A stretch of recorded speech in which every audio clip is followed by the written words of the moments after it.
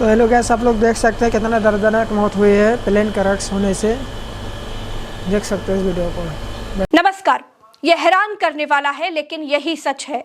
महाराष्ट्र में 6 बार deputy CM की शपथ लेने वाले अजीत पवार की प्लेन क्रैश में मौत हो गई है।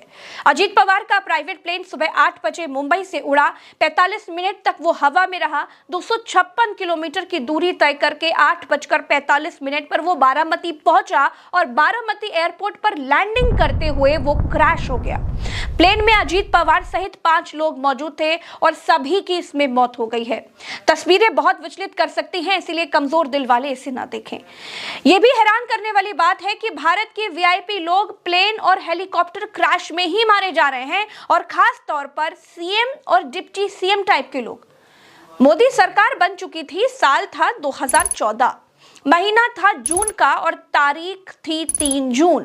केंद्रीय मंत्री और महाराष्ट्र के पूर्व डिप्टी सीएम गोपीनाथ मुंडे की सुबह 6:30 बजे एयरपोर्ट जाते समय दिल्ली में सड़क दुर्घटना में मौत हो जाती है। सब हैरान थे, जब नेताओं की फ्लीट के समय सड़कें खाली करा दी जाती हैं, तो फिर कैसे गोपीनाथ मुंडे की सड़क दुर्घटना में मौत हो गई। उसके बाद आती है 8 दिसंबर 2021 की तारीख। तीनों सेनाओं के मुखिया विपिन रावत की हेलीकॉप्टर क्रैश में मौत हो जाती है। घटना हैरान करने वाली थी।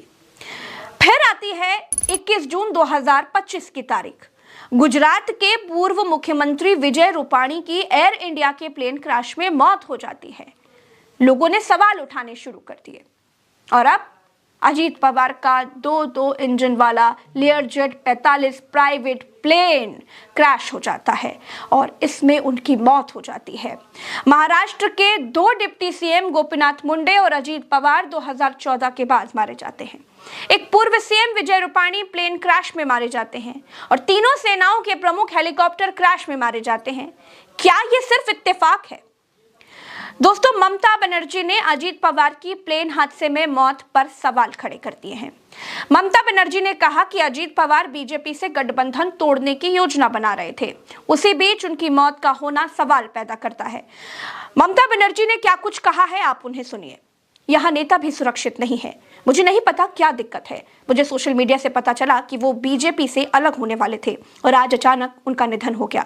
सुप्रीम कोर्ट की निगरानी में सही जांच होनी चाहिए। क्या ये बेवजह डर फैलाना है या कोई साजिश? दोस्तों, अजीत पवार महाराष्ट्र पंचायत चुनाव के लिए जनसभा को संबोधित करने के लिए बारामती जा रहे थे।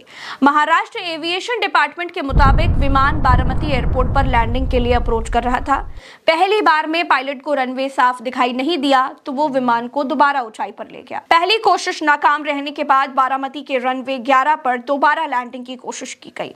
इसी दौरान विमान रनवे से फिसलकर क्रैश हो गया। इसके तुरंत बाद उसमें आग लग गई। यह भी जानकारी मिली है दोस्तों कि लैंडिंग के दौरान पायलट ने कोई इमरजेंसी सिग्नल नहीं दिया था। उसने मेडे कॉल भी नहीं किया था।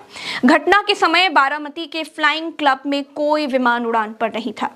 अब खेत पर काम कर रहे गांव के लोगों ने क्या कुछ देखा है, प्रत्यक्षदर्शियों ने क्या कुछ बताया है, वो भी आपको सुनना चाहिए। उन्होंने कहा, मैंने अपनी आंखों से देखा, ये बहुत तकलीफदेह था। जब एयरक्राफ्ट फिसला तभी लगा था कि वो क्रैश हो जाएगा और बिल्कुल वैसा ही हुआ। विमान गिरते ही बड़ा धमाका हो गया। इसके तुरंत बाद हम इस तरफ दौड़े और देखा कि एयरक्राफ्ट तो आग का गोला बन चुका है। इसके बाद विमान में 4 से 5 बड़े बड़े धमाके हुए और फिर कई लोग पहुंचे और विमान से लोगों को निकालने की कोशिश करने के लिए वहां गए, लेकिन आग इतनी ज्यादा थी कि हम कुछ भी नहीं कर पाए। भारत का एविएशन मंत्रालय बिल्कुल 2 कौड़ी का हो चुका है। उसकी कोई जिम्मेदारी ही नहीं है। जिस प्राइवेट प्लेन में अजीत पवार बैठे थे वो कोई मामूली प्लेन नहीं था। उसका नाम लेयरजेट 45 है। ये बड़ा प्रीमियम बिजनेस जेट है, हाई सिक्योर प्लेन है। ये 800 किलोमीटर प्रति घंटे की रफ्तार से उड़ सकता है। एक बार में 3700 किलोमीटर तक उड़ान भर सकता है। उसमें 2 इंजन मौजूद हैं। 6 से 8 यात्री इसमें बैठ सकते थे। ये छोटे रनवे पर बड़ी आसानी से लैंड कर सकता था। बिजनेसमैन और वीआईपी लोग इसी का इस्तेमाल करते हैं। लेकिन ये प्लेन भी हादसे का शिकार हो गया। जो 5 लोग इस प्लेन में मौजूद थे वो सब अब इस दुनिया में नहीं रहे हैं। इनमें सबसे पहले तो अजीत पवार हैं, जो महाराष्ट्र के डिप्टी सीएम थे। दूसरे एचसी विदप जाधव, जो अजीत पवार के निजी सुरक्षा अधिकारी थे।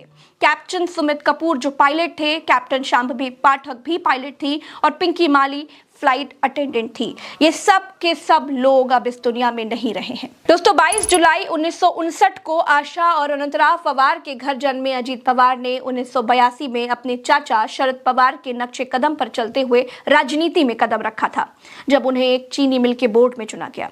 रिकॉर्ड था, 6 बार महाराष्ट्र के उप मुख्यमंत्री रहे अजीत पवार कभी मुख्यमंत्री नहीं बन पाए। अनुभवी राजनेता अजीत पवार ने कभी भी राज्य का मुख्यमंत्री बनने की अपनी इच्छा नहीं छिपाई।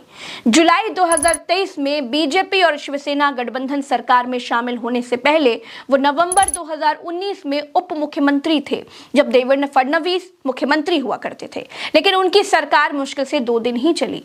अजीत पवार मौजूदा सरकार में वित्त और योजना मंत्री थे। अगले महीने 23 फरवरी को मुंबई में राज्य विधानमंडल का बजट सत्र शुरू होने पर 26-27 का बजट पेश करने वाले थे। उससे पहले ही उनका प्लेन क्रैश हो गया और उनका निधन हो गया। ममता बनर्जी ने किसी साजिश की तरफ इशारा किया है और इस हादसे की जांच सुप्रीम कोर्ट के जजों की निगरानी में करने की मांग की है। जब तक ये खबर मैं आपको बता रही हूं, तब तक भारत के एविएशन मंत्री का कोई बयान नहीं आया है।